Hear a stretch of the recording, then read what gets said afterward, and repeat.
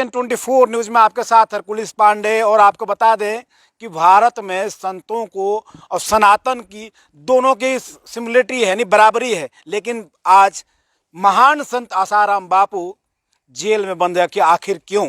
सबसे बड़ा सवाल है कि 11 सालों से जेल में आसाराम बापू को क्यों जेल में बंद किया गया है, वो भी उसमें ऐसी सज़ा कि जब तक उनकी सांसें चलेंगी तब तक कारावास में बंद रहेंगे। मैं आपको बताऊं कि आज मैं मौजूद हूं 450 जो आश्रम संत आसाराम बापू की है, उसी में से एक आज भाखड़ी गांव में है। भाखड़ी गांव से कुछ ही दूरी पर एक आश्रम है, जहां आश्रम में पहुंचा हूं क्योंकि लगातार आसाराम बापू के रिहाई को लेकर, पैरोल को लेकर तमाम तरह से धरना प्रदर्शन और हर तरह से प्रशासन के पास, सरकार के पास, यहाँ तक कि प्रधानमंत्री तक को ज्ञापन सौंपा गया है, अवगत कराने की कोशिश किया गया है। लेकिन अभी तक क्या रिहाई हो पाई है या होगी? तमाम ऐसे सवाल हैं क्योंकि पिछले साल 2023 में ये भी बात सामने आई थी कि जनवरी में आसाराम बापू को रिहा किया जाएगा।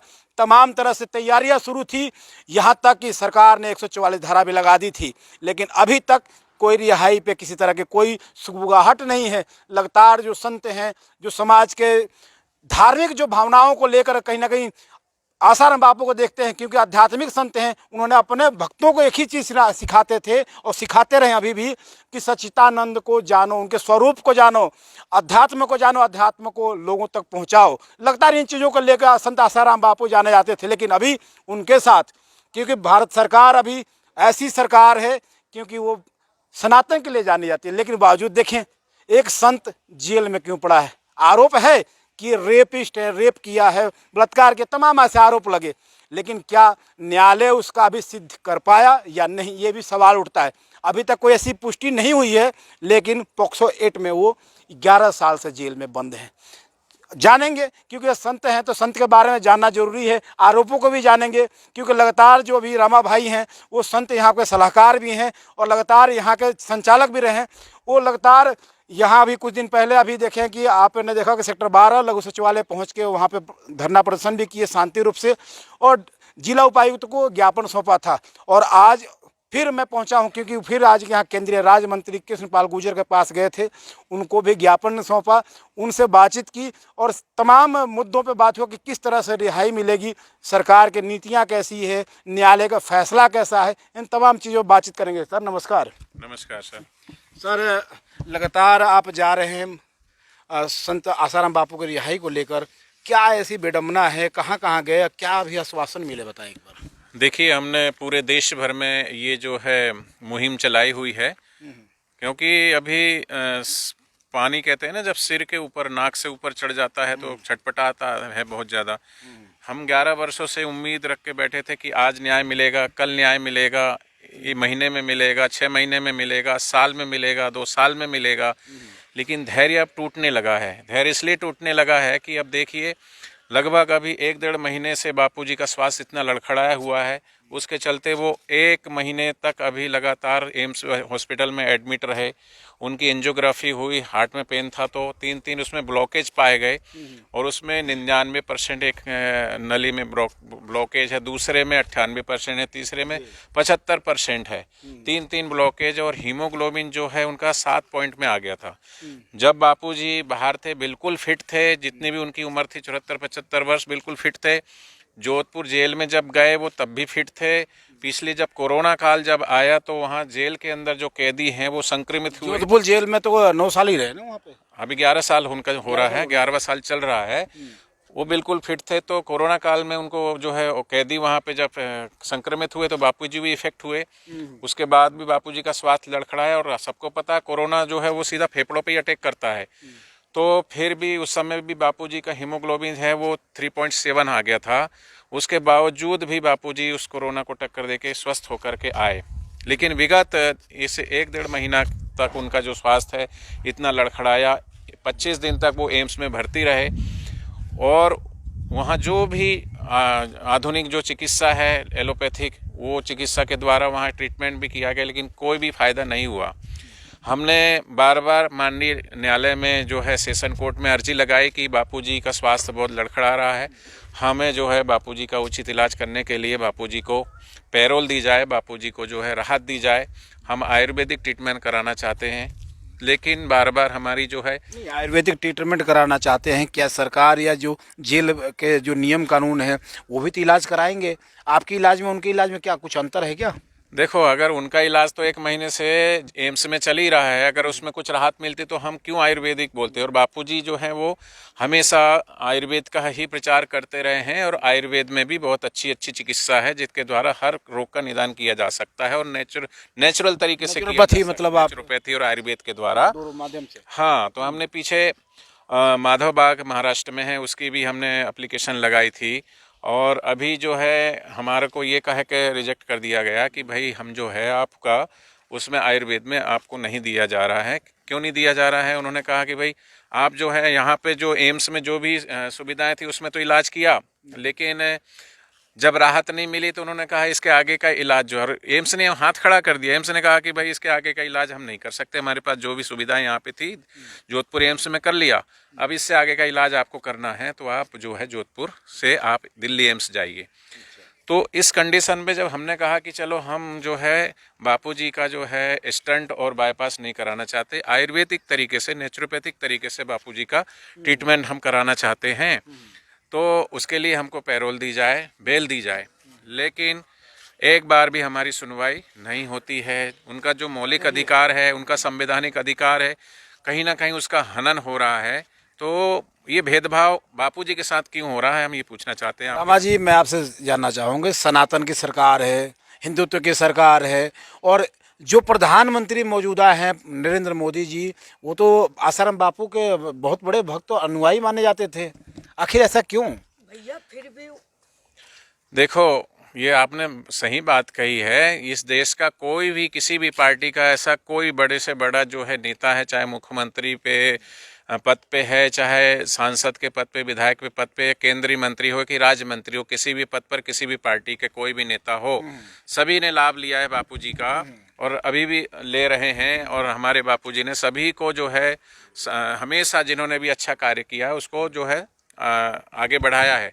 माननीय नरेंद्र मोदी जी, उनको भी बापूजी ने कितनी बार आशीर्वाद दिया है, और आशीर्वाद देकर के कितनी बार उनको बापूजी मुख्यमंत्री पद पे वो जो थे, जब बापूजी के आश्रम में आते थे, उसके बाद वो जब मुख्यमंत्री तीसरी बार बने तब भी बापूजी ने उनको आशीर्वाद दिया था कि आप जो है, हम आपको जो है, ऑन रिकॉर्ड है आप जो मैं बोल रहा हूँ, आशीर्वाद उन्होंने सबको दिया, लेकिन जब उन पे पड़ी, जब उन पे कोई व्यवधान खड़ा किया, तब ये सरकार, ये भक्त कहाँ चले गए? क्यों सुख उनके जुबान क्यों कुंठित हो रहे हैं? ये सवाल उठता है कि नहीं? ये बिल्कुल उठ रहा है, हर एक सनातनी के अंदर उठ रहा है। पूरे भारत देश, पूरे विश्व में जो भी हिंदुत्ववादी लोग हैं, जो सनातनी हैं, सभी का जो है हृदय पीड़ित है, दुखित है, क्योंकि अभी तो सरकार अपनी है, सनातन की है, तो कम से कम ऐसी सनातन की सरकार होते हुए, हिंदुत्ववादी सरकार होते हुए भी वो संत जिन्होंने पूरे देश भर में घूम घूम करके सनातन संस्कृति का प्रचार किया, पूरे देश में, पूरे विश्व में भारतीय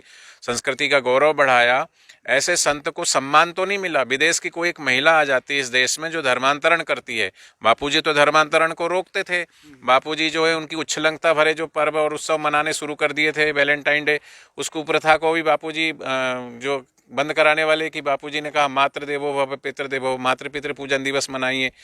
तो ऐसे वो मदर टेरेसा जो धर्मांतरण करती है, उसको तो यहाँ संत का दर्जा देकर के उसको जो है सम्मानित किया जाता है। और वो हमारे भारत के संत जिन्होंने पूरा जीवन ही भारतीय संस्कृति के लिए लगा दिया, 450 आश्रम, 1400 समितियाँ, 17,000 बाल संस्कार केंद्र, और अभी सैकड़ों गुरुकुल और सैकड़ों गौशालाएं आज भी पूरे राष्ट्रहित देशहित के कार्यों में लगी हुई है।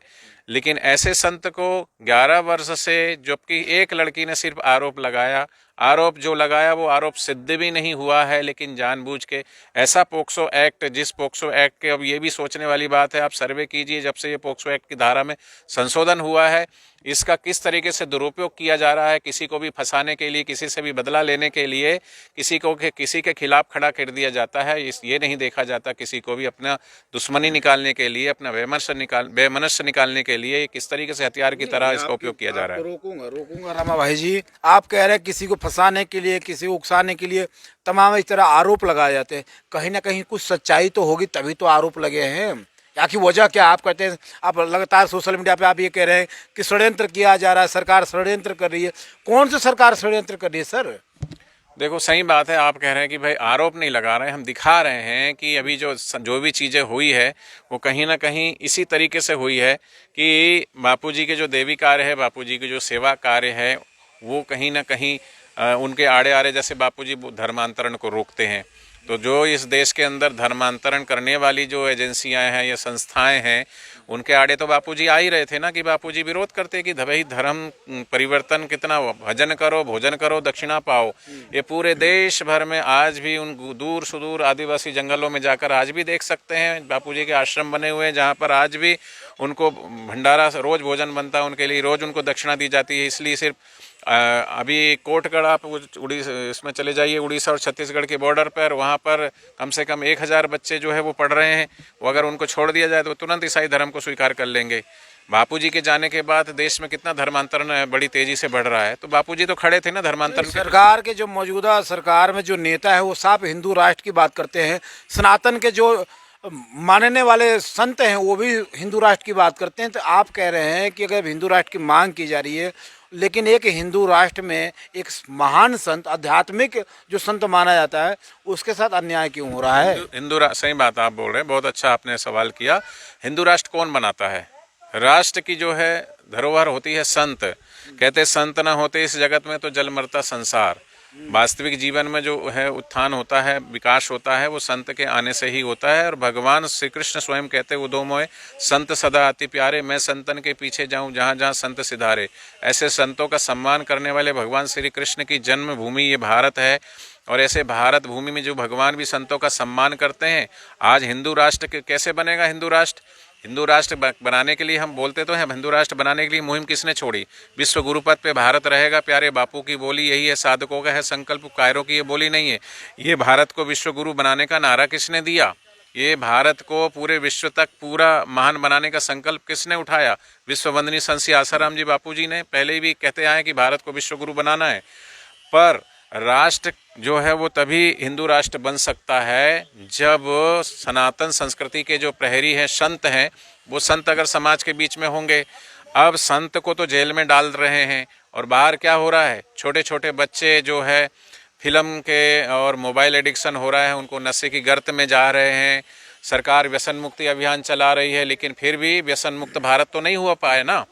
लेकिन जो बापूजी जिनके सत्संग में जाकर के अगर छोटा बच्चा भी चला जाता है, वो भी भगवान की भक्ति के मार्ग पे चल जाता है। युवा चला जाता है, वो भी युवा सेवा संघ से जुड़ के अपने जीवन को परिवर्तित करता है। युवा धन सुरक्षा पढ़ करके नारी तू नारायणी का नारा बापूजी ने दिया। नारी कोई भोग्या नहीं है, वो नारी के अंदर नारायणी है और नर के अंदर नारायण का वास है। ऐसे नर नारायण का जो दर्शन कराने वाले जो है बापूजी हैं, ऐसे बापूजी को तो जेल में रख दिया। फिर ये भारत जो है कैसे हिंदू राष्ट्र बनेगा? हिंदू राष्ट्र का निर्माण करने वाले सच्चे संत होते हैं। इतिहास उठा के देखिए, सनातन संस्कृति अगर आज भी पूजित है तो वो महान संतों की वजह से है। अगर आचार्य चाणक्य ना होते तो चंद्रगुप्त ना होते और सम्राट अशोक ना होते। अगर समर्थ रामदास जी ना होते तो छत्रपति शिवाजी महाराज भी ना होते। भगवान स्वयं इस धरती पर आए हैं तो वैसे महापुरुषों के चरणों में गए हैं। भगवान श्री राम जी आए तो वशिष्ठ जी के चरणों में गए हैं। भगवान श्री कृष्ण जी आए हैं तो वो सांदीपनि मुनि के चरणों में आए हैं। नरेंद्र ही रह जाता अगर उसके जीवन में स्वामी रामकृष्ण परमहंस ना आते तो इस सनातन संस्कृति को महान बनाने वाले राष्ट्र की सच्ची धरोहर सच्चे संत ही होते हैं। तो ऐसे राष्ट्र को हिंदू राष्ट्र बनाने के लिए बापूजी की परम आवश्यकता है। मैं हमेशा कहता हूं कि रेत की जरूरत रेगिस्तान को है, सितारों की जरूरत आसमान को है, पर बापूजी की जरूरत तो सारे हिंदुस्तान को है, सारे विश्व को है। एक वाकया मुझे भी याद आ रहा है कि जब प्रधानमंत्री नरेंद्र मोदी जब मुख्यमंत्री गुजरात के हुआ करते थे, उस समय भी आश्रम में जाते थे और बापूजी से आशीर्वाद लिए हैं, कई बार माला वाला पहनाए वहाँ पे आशीर्वाद लेते हुए। लेकिन एक बात ये भी आती है कि प्रधानमंत्री बनने से पहले आसाराम बापू ने कुछ कहा था, उनको कोई आशीर्वाद दिया था कि कहाँ पहुँचोगे, कुछ जिम्मेवारियों की बात थी। तो जो जिम्मेवारी मिली, जिम्मेवारी तो मिल गई, लेकिन जिन्होंने जिम्मेवारी देने की बात कही उनके साथ आखिर अन्याय क्यों? देखो, मैं एक भजन की लाइन है, बात थी या नहीं? बिल्कुल थी। मैं ये बोलता हूँ, भजन गाता हूँ, एक में उसमें लिखता है, बोलते हैं कि धन पाकर फूल गया प्यारे, पद पाकर भूल गया प्यारे, ईश्वर को भूल गया प्यारे। जिस बापूजी ने 3-3 बार वहाँ पर मुख्यमंत्री आप बने गुजरात में, तो आपको हमेशा बापूजी का आशीर्वाद मिला। आपने स्वयं अपने मुखार बिंदों से कहा, हम नहीं कह रहे हैं, ऑन रिकॉर्ड वीडियो हैं, आप बापूजी के श्री चरणों में आते हैं, उनका आशीर्वाद लेते हैं। आपने आप खुद अपने श्रीमुख से आप कहते हैं कि मैंने बापूजी को हरियाणा में सुना, मैंने बापूजी को उत्तर प्रदेश में सुना, मैंने बापूजी को राजस्थान में सुना, मैंने बापूजी को पंजाब में सुना। दुनिया मुझे जानती नहीं थी, ऐसे समय में मैं जाकर के बापूजी का सत्संग सुनता था। तो बापूजी ने तो उनको नाम ही मोदी मल नाम दिया था।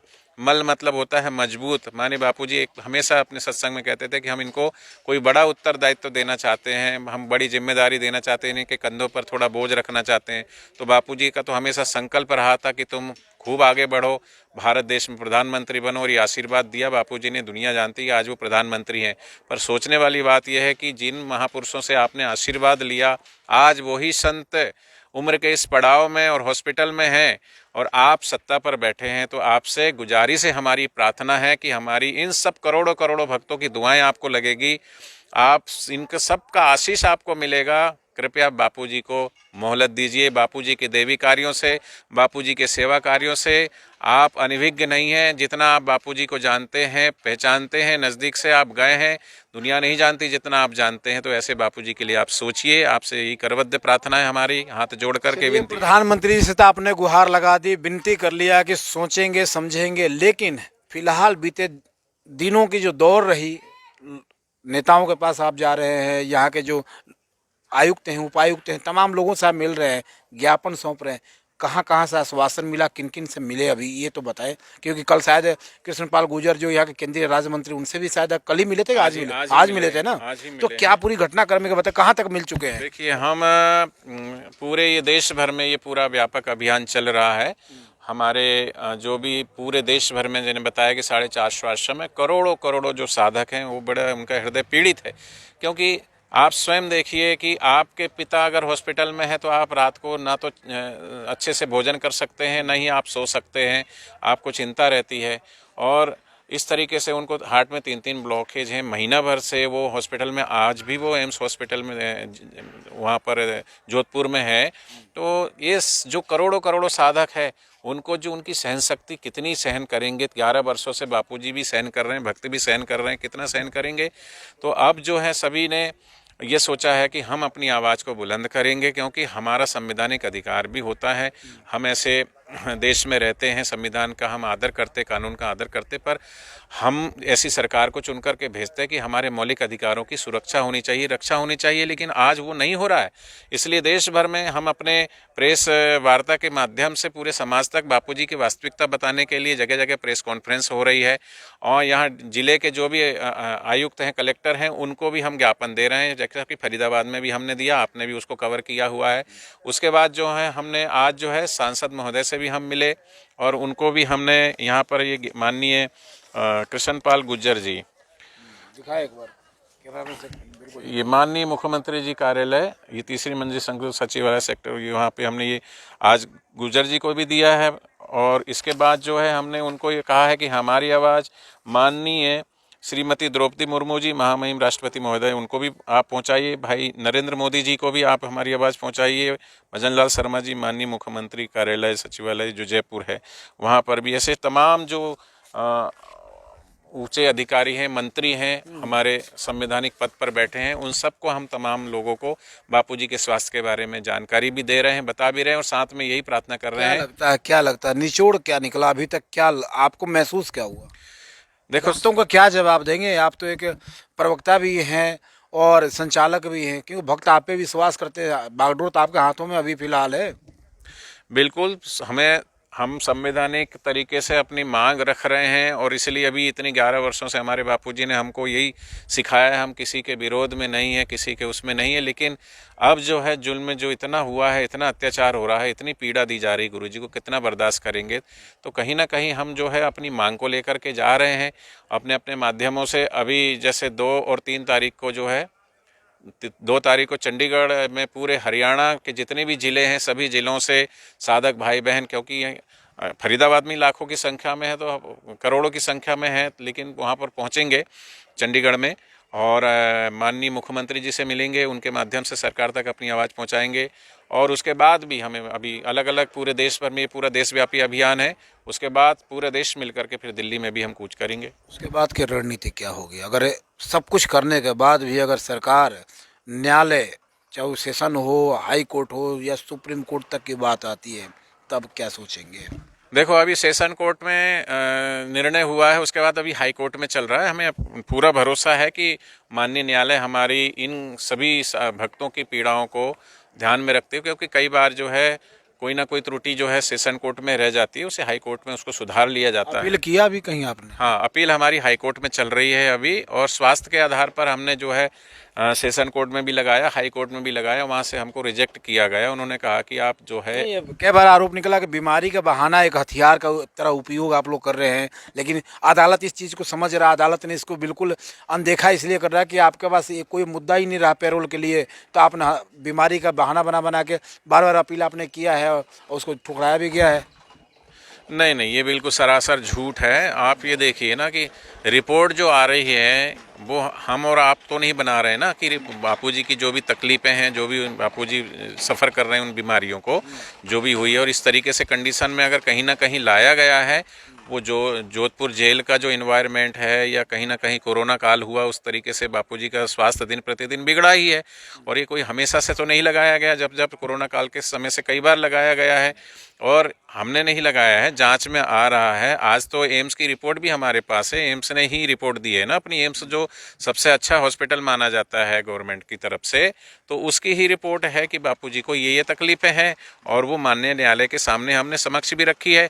तो यही तो विडंबना है ना, कि समक्ष रख दी तो फिर कुछ ना कुछ आश्वासन तो मिला ना। इसी बात का तो दुखड़ा है हमारा कि हमारे साथ ये भेदभाव क्यों किया जा रहा है। आप दूसरे लोगों को जो है बिना कारण के भी आप उनको पैरोल देते हैं। फिर 2023 में कैसे बात निकली कि जनवरी में रिहा हो रहे हैं बापू? पूरा पूरा शोर था, तमाम भक्तों में खुशी की लहर थी, तरह तरह की तैयारियां चल रही थी लाने के लिए कि इस रूट से निकलेंगे, ऐसे निकलेंगे, इतना भव्य आयोजन किया जाएगा। ये सब क्या था फिर? वो प्रोपेगेंडा था या सच्चाई थी?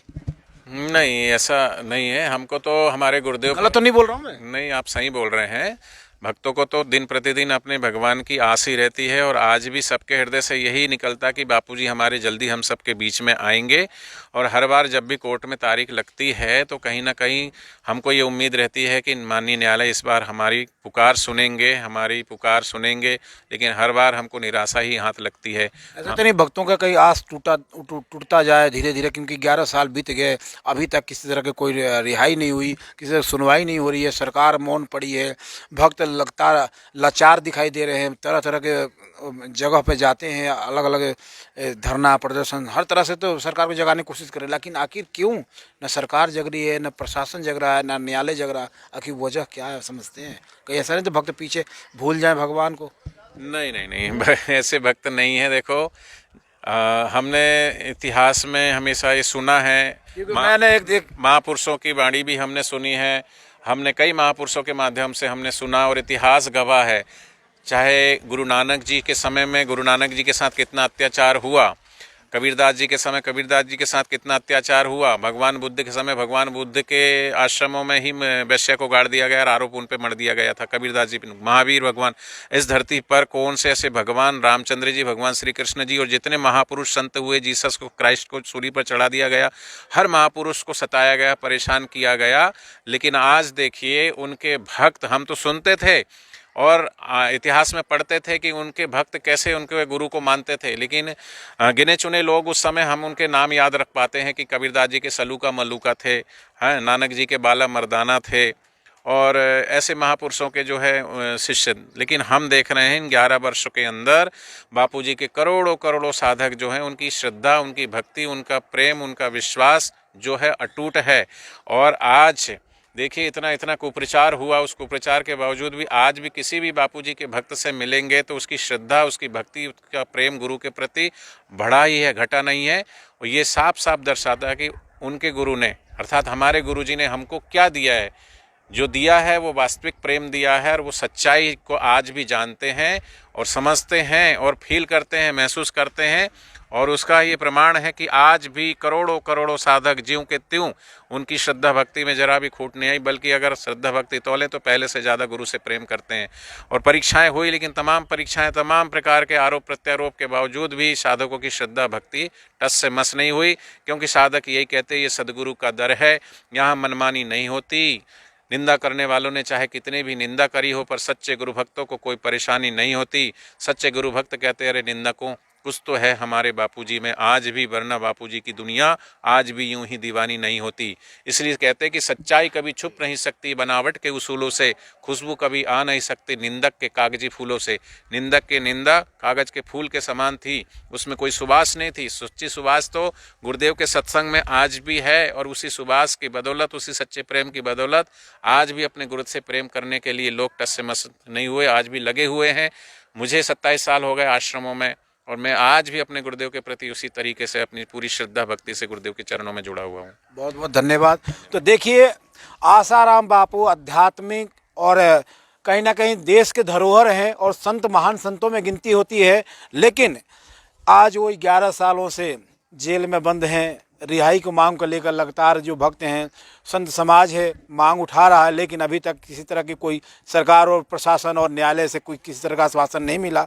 लगातार देखना ये होगा कि आखिर ये कब तक धरना प्रदर्शन और सरकार को जगाने का काम करते रहेंगे संत, क्योंकि संत ही सरकार है और सरकार को संत के बारे में सोचना चाहिए। ऐसी ही खबरों के लिए आप जुड़े रहिए। आप देख रहे थे FCN 24 न्यूज़ में आपके साथ हरकुलिस पांडे।